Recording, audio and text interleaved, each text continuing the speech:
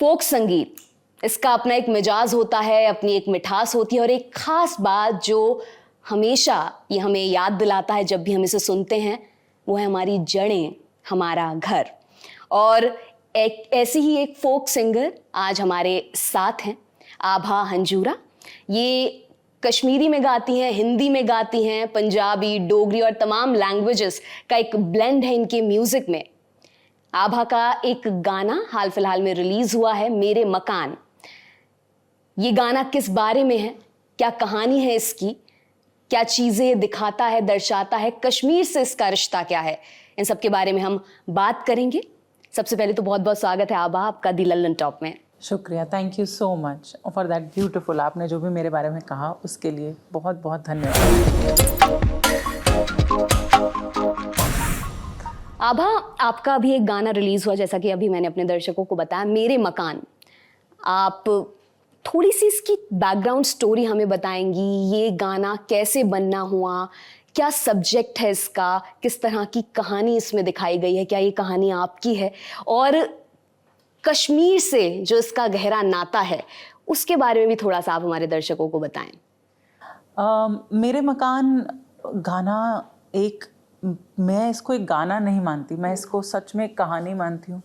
और ये एक ऐसी कहानी है जो as a song writer, composer मेरे पास बहुत, मतलब मुझे लगता है मेरे अंदर ही है, क्योंकि it's a part of my identity, it's a part of who I am. और इन अ वे बहुत सारे सालों पहले एक एक्सपीरियंस ऐसा हुआ था कि जिसने मेरी ज़िंदगी का टर्न ही चेंज कर दिया। एक कॉर्पोरेट करियर में थी और उस समय पर्पस कहीं ना कहीं अपनी ज़िंदगी का ढूंढ रही थी। जाते जाते वादी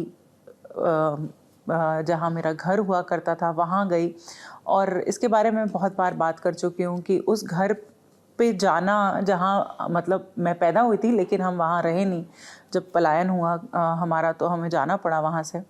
बहुत साल बाद जब उस घर पे मैं वापस गई तो वो जो इमोशनल जर्नी थी from stopping the car to entering, और हम जब वहाँ पहुँचे, उसने मेरी पूरी ज़िंदगी बदल दी। क्योंकि मुझे बहुत सारे मतलब एक तरीके से एक कैटलिस्ट था वो मोमेंट कि और उस समय मेरी फैमिली मेरे साथ थी। और पहली चीज़ जो मेरे पिताजी के शब्दों मुँह से निकली जब उन्होंने वहाँ पे जो रहते थे, अब उन्हें कहा कि कश्मीरी में चुम्योन मकान, हिंदी में उसका मतलब ये मेरा मकान है, जबकि वो अब हमारा है नहीं, अब तो वहाँ कोई और रहता है, किसी और का है, और वो भी किसी और से ले लेके। तो वो बहुत कंफ्यूज्ड थी जिन्होंने हमें ऐसे देखा कि हम कौन हैं। और फिर एक एक हिस्सा, कोना, गली, कूचा समझते समझते वो पूरा एक्सपीरियंस कैथार्टिक था, इमोशनल था कि कहाँ हम रहते थे, कमरा कौन सा था, घर कैसे बना, मकान कैसे बनाया था। और इस कहानी से, हालांकि ये सब होने के बावजूद, फिर जब मैं वहाँ बहुत लोगों से मिली, मैंने ये सोचा कि अब मैं संगीत करूँगी कश्मीर का। अपनी पहली एल्बम पूरी tributed to the land, to जिसका नाम है sounds of Kashmir, completely dedicated to Kashmir की मैंने, जिसमें सिर्फ कश्मीरी गाने थे। हुक्कुस बुक्कुस उसमें से एक बहुत बड़ा वायरल सेंसेशन भी निकला।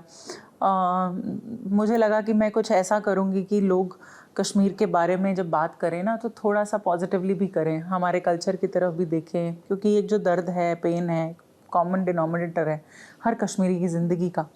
और ये मैं मानती हूँ बहुत स्ट्रांगली आज भी। मगर ये गाना नहीं आया उस समय, मुझे इट डिड नॉट, मैं मानती हूँ कि गाने ना भगवान देता है। जब आपने शुरुआत की बैंड की? हाँ, गाने भगवान देता है। मतलब मुझे लगता है कि ये एक ऊपर कुछ एक तरीके से एक, आई don't think songs come through you, art comes through you, it's not you.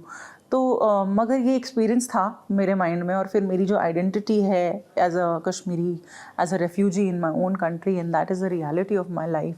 And many times ज़िंदगी में अलग तरीक़ों के जो एक्सपीरियंसेस मेरे हुए, मेरे भाई के हुए, मेरे पेरेंट्स के हुए, मेरे दोस्तों के हुए, मेरी दादी के हुए, वो कहीं ना कहीं मेरे दिमाग में थे। और फिर जब घर ढूंढ रहे थे, कहीं, हम बेंगलोर में रहते हैं, एक दिन बहुत ही अचानक ही, एकदम ही नेचुरली ये गाना पूरा आया एक तरीके से। And this is 5 years ago, और बहुत वक्त हो गया ये गाना लिखे हुए। मगर इसको बनाते बनाते बहुत टाइम लिया मैंने, क्योंकि जब ये गाना लिखा तो मैं ये तो समझ गई थी कि ये गाना आजकल जैसे गाने चलते हैं, जो गाने हैं और जो लोग मुझे जानते हैं, मतलब जब लोग आभा हंजुरा सोचते हैं तो वो हुक्कुस बुक्कुस और fun, happy, vibrant, dancing on stage, people are dancing on my concerts, ये सब उनकी इमेज है दिमाग में। और गाना कुछ और ही, मतलब मेरी जो इन्फ्लुएंसेस हैं नज़्म की, गज़ल की, मैंने जगजीत साहब को बहुत सुना है, वो सब इस गाने में आ गया। और ये 7.5 मिनट का लंबा गाना लिखा था मैंने, और मुझे आज तक समझ नहीं आया कि मैं इसको में से क्या निकालूं, क्योंकि ये तो कहानी है। अब मैं इस कहानी को क्यों 2 मिनट में कहूँ, जो ज़िंदगी भर की कहानी है, कितने लोगों की, मेरे इतने जनरेशन्स की है, इसमें मेरी कहानी है, इसमें मेरी दादी की कहानी है, इसमें मेरे पापा की कहानी है, इसमें हर कोई वो जो अपने जड़ों से दूर है, डिस्प्लेस्ड है, उन सब की कहानी है। मतलब अगर कोई आप अपने मकान, चाइल्डहुड होम, आपका अगर कोई चाइल्डहुड होम था, आप उसे मिस करते हो, अगर आपका वो होम एक फेडेड मेमोरी है, अगर आपको अपनी आइडेंटिटी क्राइसिस होता है आज, जो हम सबको होता है अलग अलग लेवल पे, बट हमें एज कश्मीरी पंडित्स बहुत ज़बरदस्त होता है। We are always struggling with the idea of home, idea of identity, because this is something that we have not found an answer to so many years later also. तो बनाते बनाते हुए मैंने सोचा कि नहीं, इस कहानी को तो मैं पूरा जस्टिस करूँगी, भले ही वो किसी भी तरीके से आजकल के गानों के नॉर्म में फिट ना हो, कुछ भी हो, बट ये गाना वैसे ही कहा जाएगा, ये कहानी वैसे ही कही जाएगी जैसी ये है। तो अपना while I have given a lot of my own experience as a Kashmiri into the song, I really feel this is a song for everyone who misses their home, जो अपने घर से दूर है, क्योंकि गाने तो वैसे ही होते हैं, art is suppose to be like that. आप अपनी बात कहें और उसमें से किसी और को अपनी बात समझ में आने लगे ना, तो वो जीत है उस कहानी की, उस गाने की।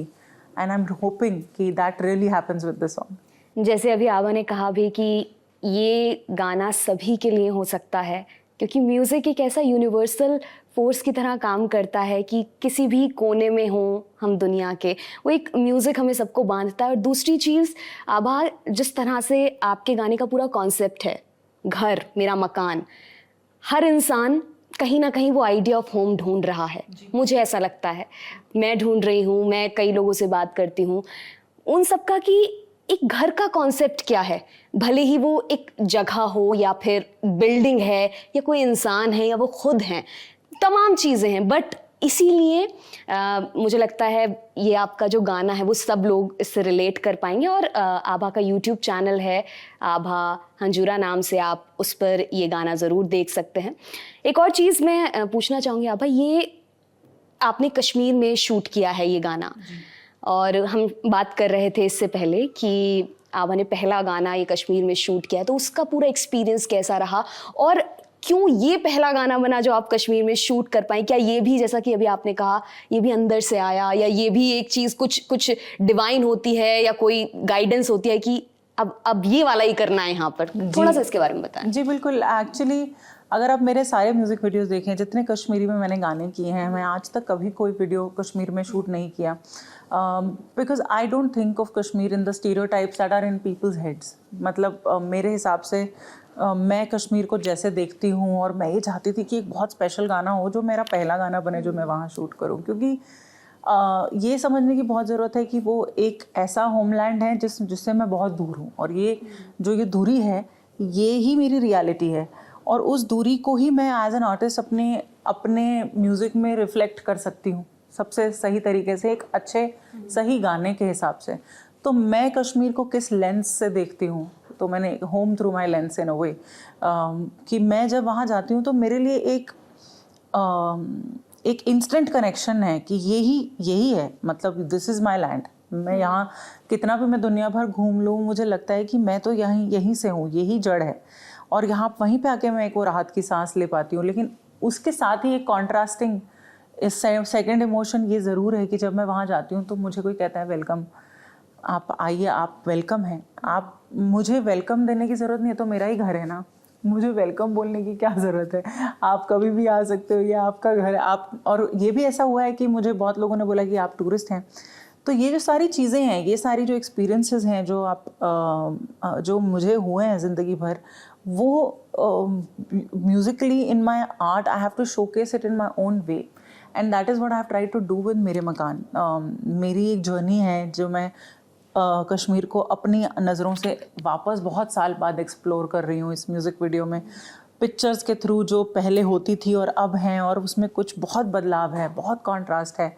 अब वो नहीं है जो पहले था, और मैं उस झील को किस तरीके से देखती हूँ, जो झील आप जो कश्मीर में रहते हैं वो उस झील को जैसे देखेंगे और उस झील को जैसे मैं देखूँगी, उसमें बहुत बड़ा डिफरेंस है एज द सेम कश्मीरी। तो वो मैं चाहती थी कि इस वीडियो की लैंग्वेज में ना कहीं आए, और I think thanks to a great team that worked on it, Baba Tasadduq Hussain has shot it and Sujish has directed it.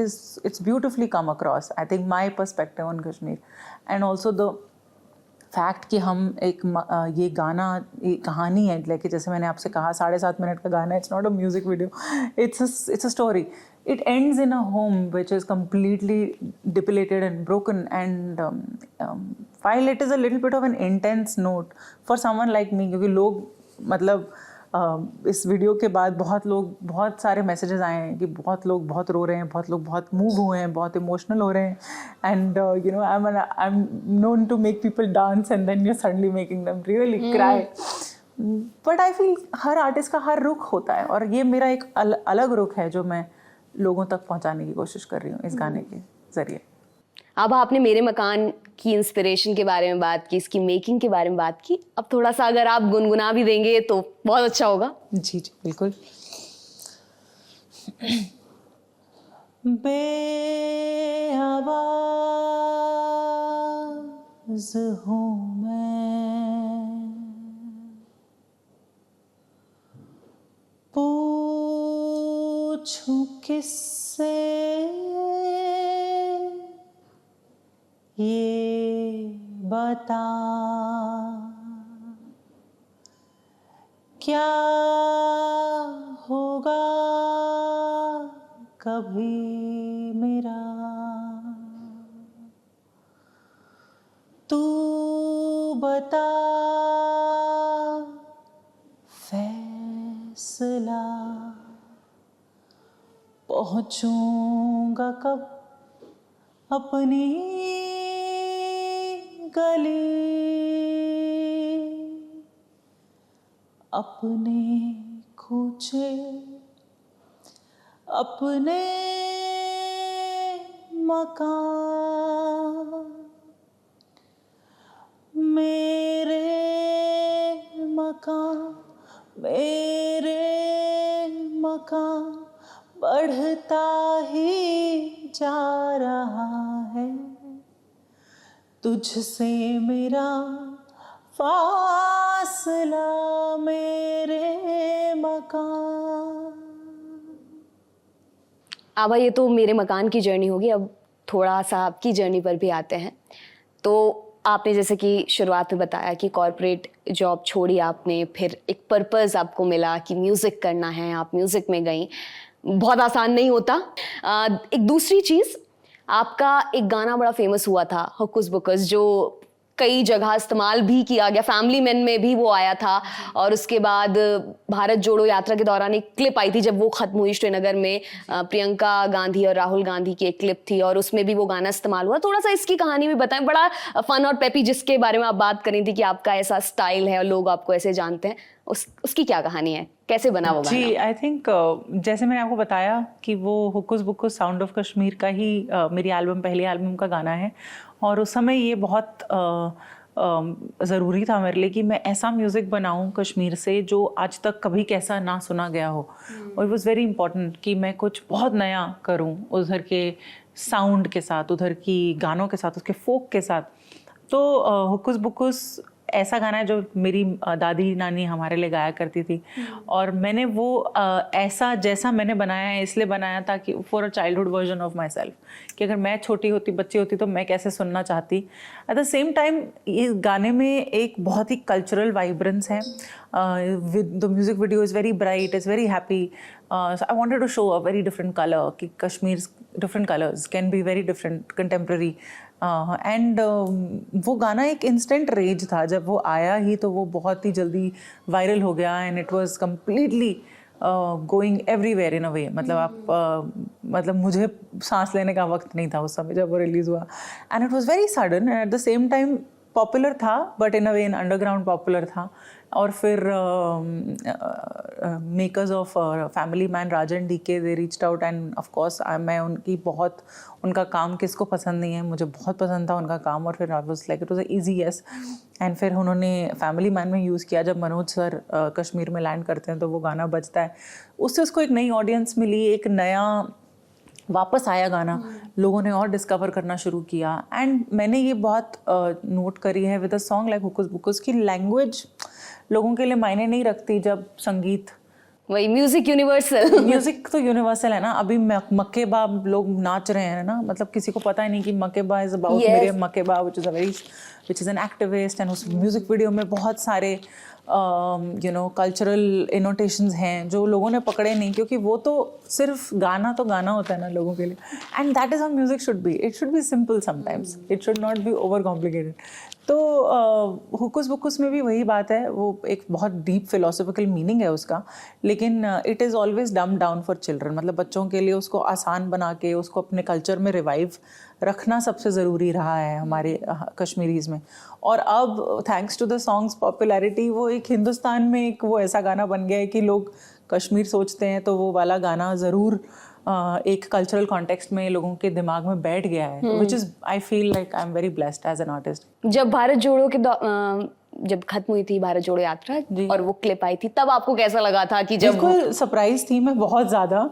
मैं एक चेन्नई में कॉन्सर्ट करके फ्लाइट में चढ़ी थी और मेरा सडनली ट्विटर में एकदम टन टन टन टन टन चल रहा था और टेक ऑफ होने वाला था, और मैंने खोला और मैंने देखा अरे ये कैसे हुआ। तो बट मुझे वो बहुत अडोरेबल लगा, to be honest. I found it very sweet, it was like a brother sister moment and it was so beautiful. और ऑफ कोर्स उसके बाद गाना फिर वापस आ गया, फिर से ट्रेंडिंग पे चला गया। मतलब उसको गाने को आई डोंट नो कितने साल हो गए, 6-7 आई डोंट नो कितने साल हो गए। It started trending on Instagram. फिर उसके बाद फिर बहुत और लोगों ने उस पर रील्स बनाई। ये गाना वापस आता रहता है लोगों की कॉन्शियसनेस में। अगर आपको भी अभी दोबारा से लाना है 6.5 मिलियन, हाँ 6.5 मिलियन व्यूज पे है अभी ये। अगर आप इसे 10 पे पहुंचा दें, चलिए आप, और फिर से ललन टॉप और रील्स मैं भी बनाती हूँ, आप भी बनाइए। अभी मैं दोबारा से रील्स बनाना स्टार्ट कर दिया, तो I will also make one. थोड़ा सा अगर आप गुनगुना देंगी ताकि लोग आसानी से और ढूंढ ले। हुक्स बुक्स, जी बिल्कुल। हुक्स बुक्स तेलेफान सुक्स ഒന്നും പത്തുക്ലുത്തും ദേ ഹുക്കുസ് ബുക്കുസ് തിലവൻ സുക്കുസ് ഒന്നും പത്തുക്ലുത്തും ദേ ശ്വാസ് കിച്ച് കിച്ച് വാമനോ ബ്രഹ്മൻസാരൻ പോൻ ചൊക്കും തെക്കിസ് തെക്ക ബന്നിക്കോ हुक्कुस बुक्कुस तिलवन सुक्कुस। बहुत बहुत शुक्रिया। इट्स अगेन वो जो इसकी वाइब है पूरी, वो जाती है, वो एनर्जी फैलती है। एक आखिरी सवाल कि आपके बैंड का नाम है सोफिस्टिकेशन, सूफी प्लस सोफिस्टिकेशन, तो ये नाम कैसे दिमाग में आया? दूसरी चीज, आज के टाइम में जब म्यूजिक, हम बात भी कर रहे थे, म्यूजिक किस गति से जा रहा है या किस दिशा में जा रहा है, रील्स पर कोई चीज़ बड़ी ही वायरल हो जाती है तो लोगों को लगता है कि बस ये गाना है, हमारा अटेंशन स्पैन भी बहुत कम हो गया है। आप कैसे देखती हैं इस पूरे चेंज को, और क्या ये पॉजिटिव है, क्या ये नेगेटिव है? हर चीज़ के दो पहलू ज़रूर होते हैं, तो कुछ मायनों में हाँ कि किसी प्रमोशन के लिए बहुत बेहतर है, लेकिन मैं ओवरऑल जानना चाहती हूँ आपसे आभा कि जिस तरह से टेक्नोलॉजी आई है, जिस तरह से सोशल मीडिया आई है, म्यूजिक पर इसने कितना इम्पैक्ट किया है, और इस पूरे कॉन्टेक्स्ट में आप फोक म्यूजिक को कहाँ पर देखती हैं? जी, सो पहले तो सोफिस्टिकेशन के बारे में आपने पूछा, तो ये हाँ एकदम Sufi is the spirit of my music. मतलब बहुत ही आज़ाद और बहुत ही डिवाइन और बहुत ही जुड़ा हुआ हर तरह के इन्फ्लुएंसेस से। तो सोफिस्टिकेशन जो मेरा बैंड है वो म्यूज़िक ऐसा बनाता है। मैं अपने लाइव प्रोजेक्ट्स में, मतलब मुझे लगता है कि I was born for the stage. मैं अपने आप को पहले एज अ लाइव परफॉर्मर देखती हूँ and then as a song writer, composer, singer, ये सब। मतलब मेरे को लगता है कि for me live stage is where I am, I belong. और मैं हमेशा अपने लाइव एक्ट को बहुत इनोवेट करती रहती हूँ, कुछ नया नया करती रहती हूँ उसके साथ। इनफैक्ट अभी मेरा एक नया शो सॉन्ग्स ऑफ होम मैंने लॉन्च किया, जो हमने नीता मुकेश अंबानी कल्चरल सेंटर में भी परफॉर्म किया to a packed audience. And उसको वो शो मकान के अराउंड डिज़ाइंड है, मेरे मकान के अराउंड। वो एक बहुत ही इंटीमेट सिट डाउन सेटिंग है कि जहाँ लोग कश्मीर की कहानियाँ सुनेंगे और फिर कश्मीर का कुछ म्यूज़िक सुनेंगे और फिर कुछ ओरिजिनल गाने हिंदी उर्दू में मेरे जो लिखे हुए हैं वो सुनेंगे, जो कश्मीर का एक अलग रुख दिखाते हैं। तो वो एक पूरी कहानी है, it's an extension of my personality that show. वो मैंने अब after being a decade of एक 10 साल बाद as a live performer I have done that, कि मुझे लगता है कि I am very home with that. But उसके अलावा सोफिस्टिकेशन एक ऐसा बैंड है जो एकदम ही energetic, happy and you know like will make you dance, will make you groove, वैसा म्यूज़िक कि आप अगर आएँ हमारे शो पे तो आप अपनी सारी चिंताएं परेशानियां भूल जाएं। नोट दैट वो इम्पॉर्टेंट है। वो वैसा म्यूज़िक है। फेस्टिवल्स में प्ले करते हैं हम उनको, बड़े बड़े कॉन्सर्ट्स में उसमें लोगों को कुछ फोक, कुछ मेरे ओरिजिनल, कुछ अलग अलग टाइप के म्यूज़िक सुनाते हैं। So that is I wanted to call it sophistication. About reels and the whole change in the music industry, अभी ये एक बहुत ही रियल चेंज है और ये बहुत ही ड्रास्टिक है, और ये एक ऐसे एकदम अचानक से हुआ है कि किसी को पता ही नहीं चला कि ये कब ऐसा हो गया कि हम ऐसे बन गए कि हमारा as humans we have turned into people who have very limited attention span thanks to short format. अब हमें 10 सेकंड में डोपामिन हिट की इतनी आदत हो गई है कि तभी मैं आपसे कह रही थी मेरे मकान एक ऐसा गाना है जो ऐसे वक्त पे आया है जब गानों की कंजम्पशन एक बिल्कुल ही अलग ट्रैजेक्टरी में चल रही है। We are consumed by the 15-second depth. Yeah, 15, which is very impossible or sometimes not there. But इसका मतलब ये नहीं है कि आर्टिस्ट अपना काम भूल जाएं और फिर सिर्फ ट्रेंड्स के पीछे चलते रहें। आई थिंक और ये भी एक प्रिविलेज के साथ आता है कि हाँ, मैं भी अब 10 साल बाद as an established artist I can do this and I can say ठीक है अब मैं, but at the same time it's very important कि आर्टिस्ट डू देयर जॉब। हम अपनी कहानी कहें, हमें जो कहना है हम ऑथेंटिकली कहें, और वो अगर किसी भी फॉर्मेट में घुसना होगा तो वो घुस जाएगा और लोगों को सुनना होगा तो वो सुन लेंगे। बट आप उसके पीछे चलते रहेंगे तो फिर how are we also different, how are we ऐसे टाइम पे अगर हम कुछ रेडिकली डिफरेंट नहीं करेंगे तो फिर how are we helping make the change. And it's not even about कि एक्टिविस्ट वाला कि मुझे चेंज करना है, it is about you be honest, your audience loves you for who you are and they will figure, मतलब वो अपने तरीके से ढूंढ लेंगे आपके गाने को आगे बढ़ाने के। तो सैडली येस, ये गुड एंड बैड इसका बोथ है। दे रियली हेल्प कंजम्पशन, ऐसी चीज़ है कि मतलब अगर एक्चुअली रील वर्दी है तो बहुत ज़्यादा इजीली लोगों तक पहुंच जाती है, क्योंकि क्लटर भी बहुत है आजकल। बट इसका डाउन साइड ये है कि सिर्फ एक ही टाइप का म्यूजिक सुनने को मिलेगा, फिर सब कुछ एक जैसा लगता है। The first and the second and third song they all sound the same. तभी तो हम कई रील्स देखते हैं कि हमें सिर्फ यही तरह की साउंड और या म्यूजिक सुनने को मिल रहा है। ये बहुत बहुत वायरल होती हैं अगेन। तो साइकिल बहुत बहुत शुक्रिया आभा कि आप लल्लन टॉप पर आए और आपने इन तमाम चीज़ों के बारे में बात की। आपने अपने गाने मकान के बारे में बात की, किस तरह से म्यूज़िक चेंज हो रहा है। एक बड़ा ही खूबसूरत सा गाना हुक्स फुकस भी आपने हमारे दर्शकों को सुनाया। हम उम्मीद करते हैं कि मेरे मकान तमाम दर्शकों तक पहुँचे, उसे सुनने वाले मिले, उसे चाहने वाले मिले। इसी के साथ हम लेते हैं विदा। आप देखते रहिए लल्लन टॉप सिनेमा। बहुत बहुत शुक्रिया Abha. Thank you so much Divyanshi.